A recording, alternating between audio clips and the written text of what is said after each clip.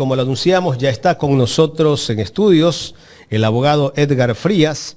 Él es dirigente de Alfaro Vive Carajo y ellos tomaron una postura en la primera vuelta de apoyar al ingeniero Leonidas Issa de Pachacutic.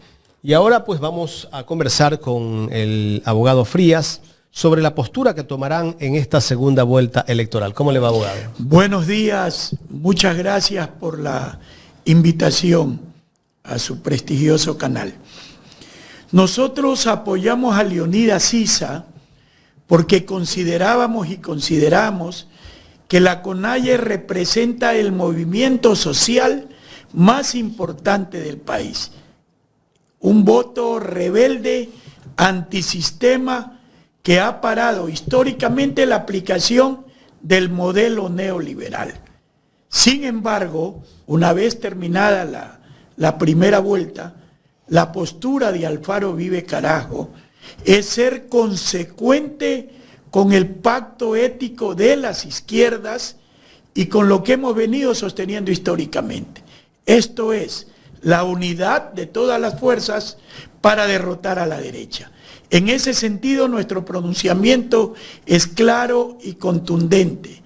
Apoyamos a la compañera Luisa González a la presidencia de la República. Correcto.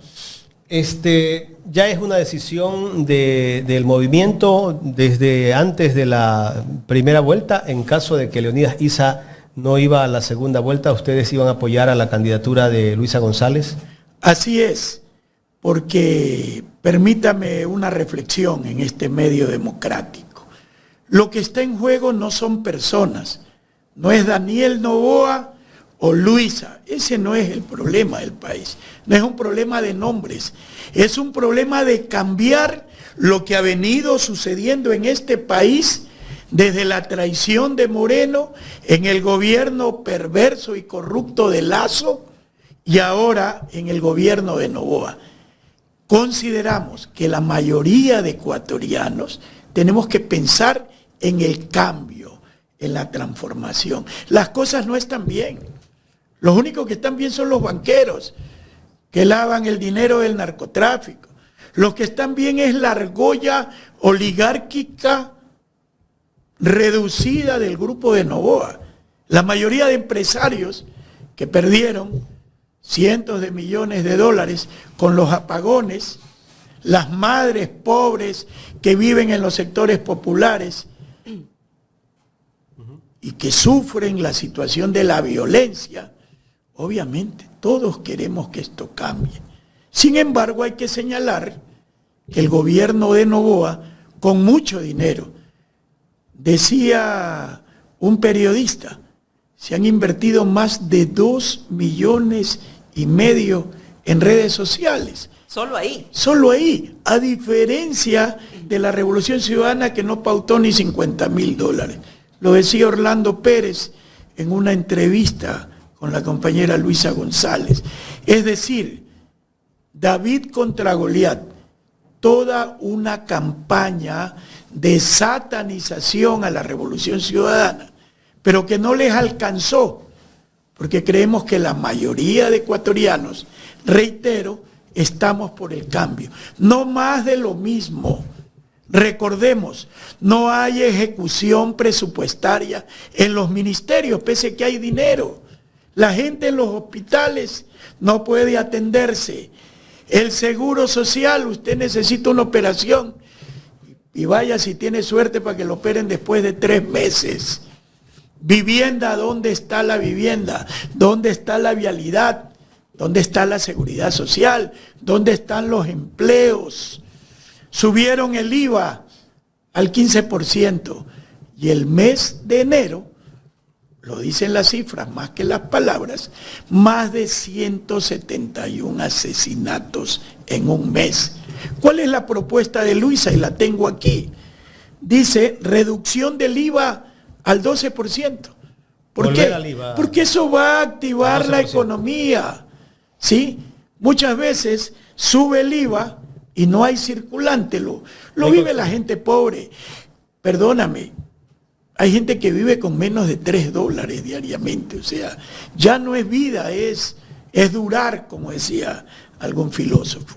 Entonces, en ese sentido y en esa perspectiva, nos parece muy positivo esto que está planteando Luisa.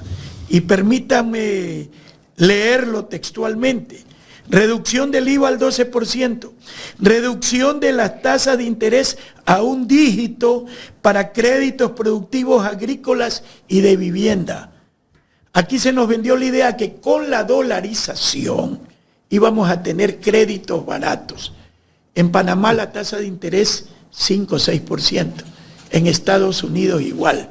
Aquí la banca nos cobra el 12% y las cooperativas de ahorro y crédito 16, 18, 25%, pese a que la CONAFIS, como Chulco, pese a que la CONAFIS, que es el ente estatal, le presta a las cooperativas al 3%. Hay una inequidad. Nuestro pueblo no quiere caridad, quiere trabajar.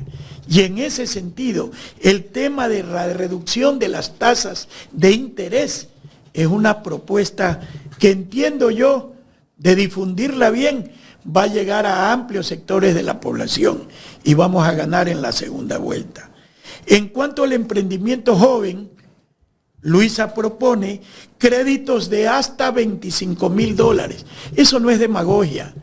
Los BRICS, ¿sí? Brasil, Rusia, India, China y Sudáfrica, tienen tanto dinero que le prestan hasta los Estados Unidos de Norteamérica. Uno de los países más endeudados con China es el gobierno norteamericano. Aquí es posible, sí es posible, eso no es demagogia, con un gobierno soberano y digno, lograr créditos productivos. Nosotros tenemos el mejor cacao del mundo. Yo estuve en China el 2016 y yo le pregunté, recuerdo que alcé la mano y le pregunté al embajador ecuatoriano allá, ¿y por qué China no compra más cacao ecuatoriano? Porque no hay capacidad de exportación del Ecuador. ¿Qué pasaría si en este país, en un plan a mediano plazo, sembramos 200,000 hectáreas de cacao, por hablar de un producto? ¿Qué pasaría si en la península de Santa Elena, donde hoy hay más de 6.500 hectáreas de banano orgánico, se siembra mucho más en esas más de 40.000 hectáreas improductivas que sirven por el clima, por el suelo, por el agua, para la producción de banano orgánico? ¿Qué pasaría si logramos un mayor desarrollo agrícola con créditos baratos y asesoría técnica? No es demagogia, es posible, hay que trabajar por eso. Sin duda alguna hay una deuda grande con el agro, ¿no? Una deuda que hay que suplir y que probablemente estos gobiernos neoliberales no lo hagan. Ellos ya tienen constituidas sus grandes empresas, sus grandes plantaciones y de ahí parte. Darle espacio a estos pequeños productores, a estos agricultores, básicamente no está, porque dependen de ellos, trabajan para ellos, son sometidos hacia ellos. Doctor, si bien es cierto, usted nos decía al inicio, bueno, nosotros decidimos en su momento apoyar a Pachakutik, a Leonidas Sisa, porque considerábamos que esa era la propuesta que se apegaba, ¿no?, a los ideales de nosotros. ¿Usted cree que también Pachakutik en estos momentos piense y pueda llegar a ese consenso de que la propuesta que más se alinea a los ideales de ellos sea la de Luisa González? Nosotros hemos encontrado en Leonidas Sisa y en Guillermo Churuchumbi, que es el secretario de Pachakutik, líderes con vocación social y con convicción. Ustedes vieron en el debate, cumplieron el pacto ético de no agresión, ¿sí? Ellos han sido muy claros y contundentes en cuanto a estar contra el modelo neoliberal impulsado por Moreno. Recordemos, aquí hay un relato que está vendiendo la derecha. Es que en el gobierno del presidente Correa les quisieron quitar el local de la CONAIE. Eso lo repiten los troles. Pero yo quiero recordarle a esta derecha y a este pueblo y a los compañeros de Pachakutik que en el levantamiento del 2019, ¿quiénes asesinaron a más de 12 compañeros, luchadores sociales en las calles. ¿Quién fue? ¿Qué gobierno lo hizo? Lo hizo Lazo con el apoyo de toda la derecha, que vendieron la idea de que los indígenas llegaron a Quito a destruirlo. Mentira. Fuerzas Armadas comandadas por la señora María Paula Romo, que no se nos olvide, ¿no? Sí. Que afortunadamente un curul nomás tiene construye. Sí. Y le quiero comentar algo. Nuestras Fuerzas Armadas no son iguales a las peruanas, colombianas o de otros países. Hay sectores patrióticos que se negaron a asesinar indígenas, se negaron. Hay un capítulo ahí de la historia no muy conocido en la cual el comandante general del ejército reunió a todos los generales y les dijo eso: nadie los va a salvar de un juicio de lesa humanidad. Y no se produjo la masacre. Y recordemos, por primera vez en la historia en América Latina, permítame señalarle esto, se sentaron las organizaciones sociales y el gobierno. Ahí había un presidente de la asamblea que era el que pasaba el café, no sé si se acuerdan, ¿sí? Y se logró que no suba el precio de la gasolina. Nosotros nos atrevemos a proponer, porque tenemos todo el derecho como ciudadanos, a que una propuesta potente debería ser que el precio de los combustibles regrese al precio anterior. Bueno, ese es un puente con el movimiento indígena. Tiene toda la razón, usted está dado. El precio de la gasolina está a punto de subir a $5 eco extra por galón, ¿ah? Así es. Ojo con lo que dice el doctor. Y un tema puntual ahí. Realmente el proceso de Pachacuti, que es un proceso democrático mucho más amplio. Ellos están conversando, están analizando, pero puedo decirle con profunda convicción y con verdad, esos votos son votos de gente de izquierda y progresista, porque al propio Leonidas lo sabotearon. Lo saboteó, por ejemplo, en su provincia, en Cotopaxi, Lourdes Tibán, que nos decía así, riéndose: no les voy a decir por quién voy a votar, pero habrán señales. Yo tomo Quaker. Lo dijo públicamente. La derecha está infiltrada dentro de Pachacuti. La USAID hizo su trabajo histórico. Y permítanme una reflexión. En 1980, el Departamento de Estado norteamericano señala que el enemigo ya no era el comunismo, era la teología de la liberación. Noam Chomsky, uno de los pensadores más grandes, así lo señala. Luego de la revolución nicaragüense, que fue básicamente de cristianos por la liberación, en Centroamérica asesinaron a más de 300.000 personas y hubo una política de represión. Desde aquella época, las agencias de inteligencia y la USAID han trabajado en la Sierra Centro, y no es coincidencia que cristianos católicos hayan terminado siendo parte de sectas religiosas evangélicas, que algunos tienen una tendencia progresista, pero la mayoría que no. En ese sentido, hay un trabajo científico para ganar a amplios sectores. Sin embargo, los sectores que han votado por Leonidas, sectores rebeldes, revolucionarios, lo que sí le aseguro es que no votarán por Noboa. Importante esa reflexión, ¿no? Porque mucho se habla de hacia dónde va ese voto, y si bien es cierto, yo lo decía hace un momento, el voto quizás no es endosable por el personaje como tal, pero sí quienes están detrás tienen su propia ideología, y las luchas y las conquistas de los pueblos indígenas han sido muy duras, porque han derramado sangre, han muerto sus hermanos, sus compatriotas, sus compañeros, y eso no se olvida, Jaime. Gracias, Carlita.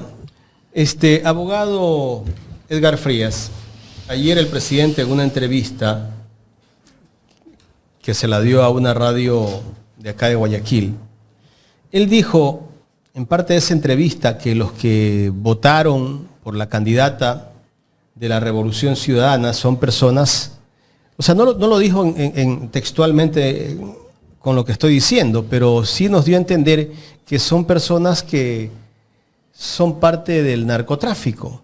¿Cómo entender o cómo leer esas acusaciones que hace el presidente Daniel Noboa? Y no solo él, sino también sus altavoces periodistas que tiene. Yo creo que es una torpeza política y el pueblo les va a pasar su factura.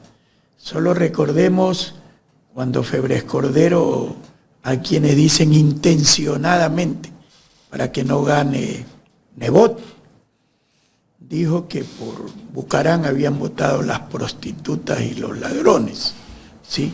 Yo creo que esto le va a jugar en contra. Yo creo que lanzar esa acusación así de temeraria y cobarde no merece mayor análisis, ¿ve? Y la mayor parte de la costa, pues las provincias donde ha ganado, dice. Claro. Yo podría hacerle una reflexión puntual, ¿no? ¿Dónde está el mercado de las drogas? Es Estados Unidos. Hay quienes dicen casi 50 millones de consumidores. ¿A dónde llega la droga? A Estados Unidos y a Europa. ¿Quiénes controlan esos puertos? Son los gobiernos. Es decir, el negocio de la droga es un negocio transnacional que, como dice nuevamente Noam Chomsky, más del 70% de ese dinero se lava en la banca norteamericana.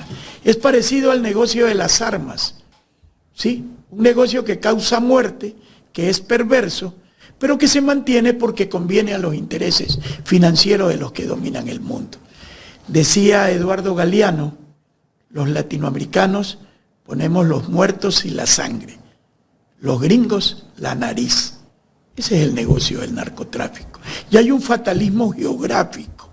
Estamos junto a Colombia, que tiene 8 bases militares norteamericanas, para acabar el cuentito de la base de Manta. En Colombia hay 8 bases militares, pese a que hay un gobierno progresista que no las puede tocar, porque son convenios firmados a largo plazo.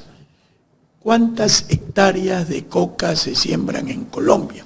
Cifras oficiales, más de 340.000. Y con todas las bases norteamericanas. Sí. ¿Por qué la coca viene al Ecuador? Y lo decía muy bien John Topic, que de eso sí sabe. Porque hay una frontera que no la controlan y porque hay unos puertos donde no funcionan las cámaras, los escáneres.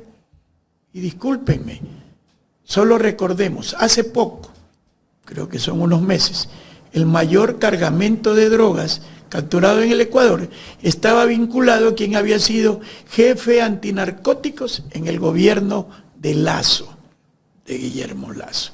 Eso es público, no estamos inventando nada. Entonces, atribuirle a una población, a millones de personas que votaron por Luisa, el calificativo de narcotraficante, porque no votaste por ella. Lasso hacía lo mismo también. Además de ser burdo, no sé. Lasso hacía lo mismo, salía a descalificar a sus rivales políticos. Recuerde que uno de los que siempre, a los que siempre acusaba también era a Leonidas Issa. Lo acusaba de narcoterrorista, o sea, cosas así. Y casi este gobierno es igual al de Lasso, en cuanto a acusaciones, a mentiras, que ni siquiera tiene sustentos de todas las cosas que dice. Así es. Y ahí quisiera continuar con esta propuesta que me parecen muy buenas. Sigamos. Es el tema de la condonación de las deudas a los pequeños campesinos de hasta $10.000, que es otra de las propuestas de Luisa. Pero ahí sí quisiéramos hablar como Alfaro Vive Carajo. Para nosotros es importante un acuerdo de gobernabilidad con todas las fuerzas sociales, ir al centro, hablar con los empresarios, porque los constructores no están bien, pues. Antes en el gobierno de Rafael podía hacer carreteras, escuelas, hospitales. Dicen que inauguraba una obra diaria. Ahora, ¿de qué obra hablamos? Y el endeudamiento externo se duplicó, con una sola diferencia, que antes había endeudamiento para obras como las hidroeléctricas. Y ahora, este señor Noboa dijo que iba a resolver el problema de la energía eléctrica. ¿Cuál es el resultado en concreto? No tuvo la capacidad de hacerlo, no le interesa y más bien está salpicado por el negocio de las barcazas, que ya profundizaremos alguna vez eso. ¿Qué queremos decirle a nuestro pueblo? Respetuosamente.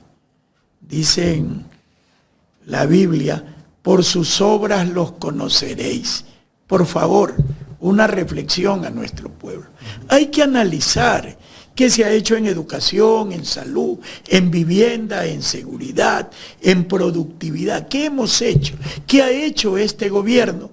Que ya ha tenido el tiempo suficiente para hacerlo. ¿Qué muestras ha dado? Creo que las respuestas son obvias.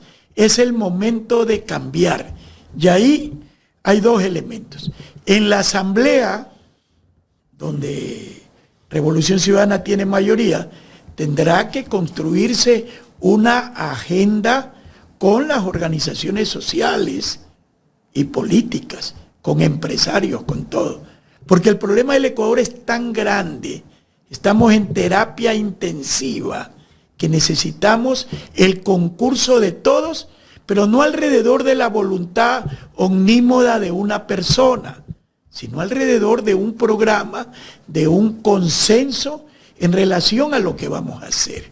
En esa perspectiva, nosotros estamos seguros que los compañeros de Pachacuti, los sectores rebeldes, la izquierda, los ecologistas, nos vamos a unir. Esto no es nuevo en Alfaro Uribe. En 1984, nosotros llamamos a constituir un frente antioligárquico y antiimperialista, la unidad de todas las fuerzas para cambiar el país. Eso sigue siendo una necesidad histórica. Unirnos todos, reitero, alrededor de un programa de consenso para lograr esto. Inclusive, y esto también lo decimos con respeto, no somos quien para recomendar nada, ¿sí? Pero sí en la perspectiva política tenemos que cogobernar. Al movimiento indígena se le debe dar espacios de poder, ¿sí? Así debe ser. Igual a otras organizaciones, que los mejores gobiernen en los espacios de poder. Ese es en resumen nuestra propuesta. Y sobre todo en esos espacios que conocen tanto, ¿no? Porque son extractivistas, defienden el medio ambiente, ¿no? Y yo creo que sí el movimiento indígena puede aportar mucho desde esos espacios de los cuales son conocedores. Doctor, quería hacerle una pregunta, porque usted conoce mucho la historia, y una de las cosas que más sorprende y que se veía venir a quienes ustedes han combatido, ¿no? Desde esa perspectiva del movimiento Alfaro Vive. Yo he conversado siempre con mi profesor y maestro Pedro Moncada, ¿no? Y me contaba un sinnúmero de historias, pero nunca pensé ver a un partido social cristiano, por ejemplo, derrotado, porque esa sería la palabra. ¿Cuál sería la concepción suya, ¿no?, por la que este partido político, que tiene su historia, hay que reconocerlo, tiene su historia, haya decaído? ¿Qué criterio le merece a usted aquello? La dialéctica existe, ¿no? Todo cambia, todo se transforma, y a partir de la pérdida de la alcaldía de Guayaquil por todo el mal manejo administrativo de Cintia, el partido se vino hacia abajo. Luego lo de Pablo Muentes, creo que toda la ciudadanía sabe que él no podía hacer lo que hizo sin el apoyo de Jaime Nebot. Eso es indiscutible. Entonces hay una debacle, y luego, obviamente, toda esta campaña de polarización entre el progresismo y Noboa. Y permítame hacerle una reflexión que no puedo probar. Para mí los socialcristianos sacaron más votos de los que tienen. Yo no admito que hayan sacado Cronfle menos del 1%. Ahí hay algún mal manejo en el Consejo Electoral, porque no es posible bajar tanto, ¿no? Esa es mi concepción. Pero son ciclos históricos. Acuérdese de CFP. O sea, Don quizá Assad fue... Bucarán era un líder tan popular y después desapareció. Surgió un partido que era el PUR con Sixto Durán Ballén, que captó mayorías y desaparecieron. Hoy no es que hay partidos, Noboa no tiene partido, Noboa es un producto de los medios y de profesionales técnicos. Como construye más o menos. Más o menos como construye, que polarizó el tema de Villavicencio y que ahora no es nada, ¿no? Es decir, históricamente, y ahí permítanme hablar de una reflexión marxista, la clave está en tener ideología, en tener territorio y en tener una utopía que gane a amplios sectores, en los que nosotros no hemos sido, siendo autocríticos, muy capaces de construir, porque nosotros como Alfaro Vive, cuando dejamos las armas, no construimos un movimiento político, no lo entendimos, creímos que era suficiente meterse a la izquierda democrática, pero aquí en el Ecuador, Carlita, los partidos son federaciones de caciques, con propietarios que compran y alquilan todo. No hay un partido de nuevo tipo. Eso es lo que hay que crear. Y es lo que ha destruido a los partidos, porque se han convertido en partidos de alquiler y se han ido destruyendo y eliminando solos. ¿Será que hay partidos como estos, incluso Social Cristiano, que terminó su ciclo? Yo creo que sí, yo creo que sí. Eso es evidente. Hay un espacio o hay un vacío que hay que llenarlo con movimientos de nuevo tipo. Porque recuerde, ¿cuál es el partido de Daniel Noboa? Él alquiló un partido, él nunca lo formó. Recién lo vino a formar y a conseguirlo. El partido del primo de Moreno. De Moreno. Claro. Con ese partido llegó. Y lo compró. O sea, ahí hay un tema financiero, lo alquiló. Eso es, discúlpeme, totalmente antidemocrático. Sin embargo, ya sabemos lo O sea que podríamos decir que la historia nos dice que esos partidos no se van a mantener en la historia. Así tendrán es. un ciclo corto. Como en la agricultura. Exactamente. Bueno, los hechos lo están demostrando y usted decía lo de María Paula Romo, que es evidente, ¿no? María Paula Romo la conocí un poquito joven, ella andaba en ruptura de los 25, que eran jóvenes, financiados por la USAID también. No olviden, la mano de los gringos está muy, muy, muy en todo lado. Ahí eran 25 nomás. Ahora vuelven a ser 25. Pero al cubo. El tema es otro, el tema es la ideología, ¿no? Ellos rompieron con Rafael Correa porque supuestamente Rafael era antidemocrático. Y bueno, si consideraban que eso era así, tenían todo su derecho. Pero ¿qué pasó después? Se alinearon con Lazo. Y ya sabemos todo el desastre que causaron.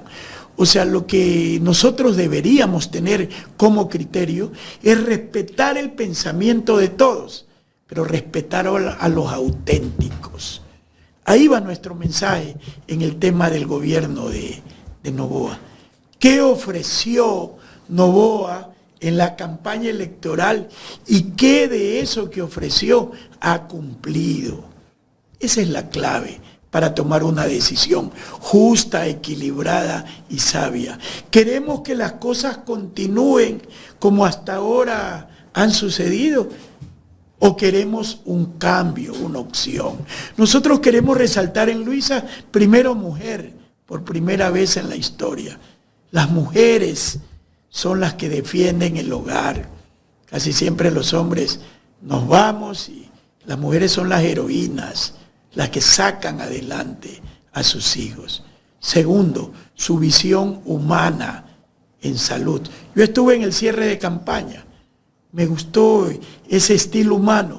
No es la política sabia de la academia, es la mujer que te cuenta las vivencias, qué va a hacer con el tema de salud, qué va a hacer con el tema de la educación, qué va a hacer con el tema de la seguridad, qué va a hacer con el tema de la energía. Y bueno, a ella como no la pueden atacar, la muletilla es Correa. Es que Correa. No, no es Correa, es Luisa. La vieja confiable. Ella es la candidata, ella es la presidenta, ella es la que va a gobernar. Y obviamente debe tener un consenso con todas las fuerzas. Inclusive algún rato la han acusado de tirarse mucho a la derecha, pero yo les podría decir que no es posible construir un nuevo país si no contamos, por ejemplo, con el sector industrial, con todas las fuerzas, con el sector agroexportador, así es, que está marginado por el propio Noboa, porque ojo, él ha hecho un gobierno de una élite súper cerrada, de grupito. Abogado, lamentablemente el tiempo se nos agotó. Sí. Queremos agradecerle por el tiempo y por haber venido acá a Ecuador en Directo. Yo quisiera comentarles, y con esto termino, que el 14 de febrero de este año se cumplen 42 años de la fundación de Alfaro Uribe, que tendremos un evento en el Parque de los Recuerdos, ¿sí?, donde están enterrados nuestros comandantes Arturo Jarrín y Fausto Basantes, que hemos invitado a Leonidas Sisa a ese evento, nos ha confirmado que va a estar ahí. Hemos invitado a Diego Borja, no nos ha confirmado, ¿sí?, pero que estamos en la línea histórica del alfarismo. Ese era el espíritu de Alfaro, unir a todas las fuerzas para cambiar al país. Aquí hay algo que trasciende el tema ideológico, abstracto, es concreto. ¿Cambiamos o cambiamos? Así es. No hay más camino. Y en ese sentido, la decisión de Alfaro Uribe Carajo es clara y contundente: apoyar a Luisa González. Muchas gracias por la invitación. Gracias al abogado Edgar Frías, dirigente de Alfaro Uribe Carajo.